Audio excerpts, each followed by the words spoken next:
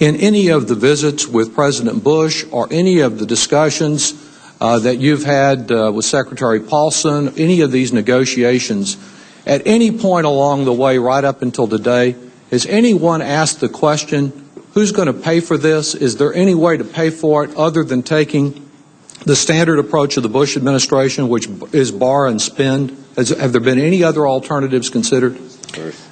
Well, we've discussed a variety of alternatives. The Secretary worked with a private sector approach early on. Well, I understand you looked at, but once you went public, the only approach this administration has considered is to borrow all the money that you need and increase the debt ceiling, right?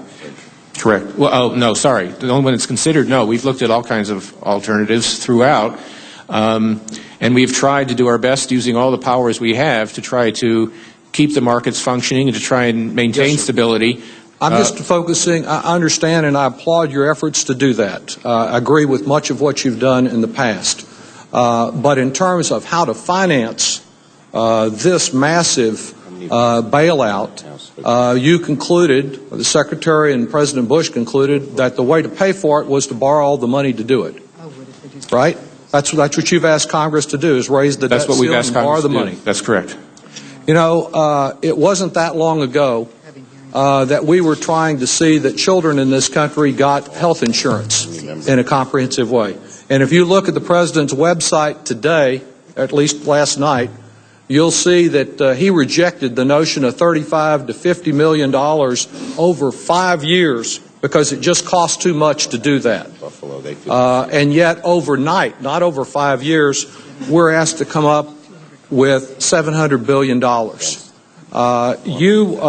You testified not just in answering my questions in front of the House Budget Committee, but in numerous other places about the dangers of soaring national debt. We've added $3 trillion. I think even before this, we were on the way to $4 trillion more money borrowed from overseas foreign creditors by President Bush than all the presidents in American history put together.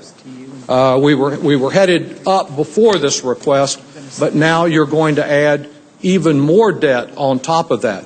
At some point, doesn't there become a limit where the dollar continues to decline, the price of oil continues to go up, and we jeopardize and mortgage the future of this country from overborrowing?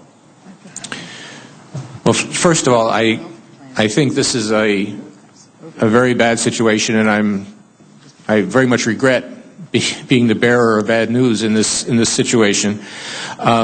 From a fiscal perspective, just a couple of comments, and I understand your concern and I share your concern. The first is that the net fiscal cost to the taxpayer will certainly be much less than $700 billion. This is an acquisition of assets. But just to be sure, you've asked us to raise the debt limit once again, as this administration has done so often, a full $700 billion. Right? That's correct, but I think that the debt markets will recognize that much of the $700 billion is being offset, or all of it is being offset by acquisition of financial assets, and so it's quite a different situation from a pure expenditure of $700 billion. But these are assets you're acquiring because we've been told they're toxic and no one really knows what their value is, so that's why we're having the taxpayer buy them.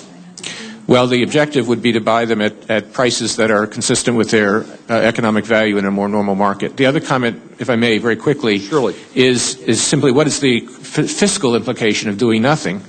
It's my belief that if we do nothing... I don't want to interrupt you, but I will, because I understand you want to talk about inaction, and I think all of us want to take responsible action to address this problem. My questions have focused on how we pay for it and the dangers of adding another $700 billion to the debt limit. You know, as I look over the work you've done just in the last few weeks, I think Bear Stearns was about $30 billion. Public money. Fannie Mae and Freddie, that's about $200 billion. AIG, that's about $85 billion. Now $700 billion more, about $1 trillion. I think it works out to about $3,000 for every man, woman, and child in this country, or with my limited math, $12,000 for a family of 4. That is a tremendous expenditure, all on borrowed money once again. The solution that this administration used to finance the war in Iraq, the solution it uses for every fiscal challenge, every public challenge is borrow more money. You know, if you look back even to the savings and loan debacle, if you look at the history of that, we at least asked the federal home loan banks, and they're still paying, to pay 20% of the interest on bonds that were issued to finance the recovery. Why isn't it reasonable to ask Wall Street to pay for a little bit of the cost of cleaning up the mess that the Bush administration policies permitted Wall Street to engage in, instead of shifting all that cost to future generations of Americans who didn't have anything to do with this? I think you ought to raise those questions with Secretary Paulson. Well, I certainly plan to do so, and that's one of the reasons why we want to move expeditiously. We don't want to move overnight. This notion that we would approve this bailout, $700 billion today or tomorrow, is irresponsible. And we need to move expeditiously, but we need to look carefully at this question of why we would shift all the cost to the people that weren't at the party. I think President Bush did properly diagnose it down in Houston at a fundraiser a few months ago when he said the problem was Wall Street got drunk and has a hangover. The problem is the people that are asked to clean up all the broken furniture, they didn't get invited to the party. And I think that's why so many of the people that are contacting me, and I expect it's true of every one of my colleagues, are not just against this bailout. They're very angry they're even being asked to contribute to the bailout. Let me just say that in my concluding 8 seconds, in Texas we'd say the chickens have come home to roost. This isn't the result of just bad luck. It's the result of bankrupt ideology. In this case, the vultures have come home to roost, and I think we need to look very critically at this giant bailout before we place all the burden on the people who didn't benefit from what went wrong here. Thank you for your service.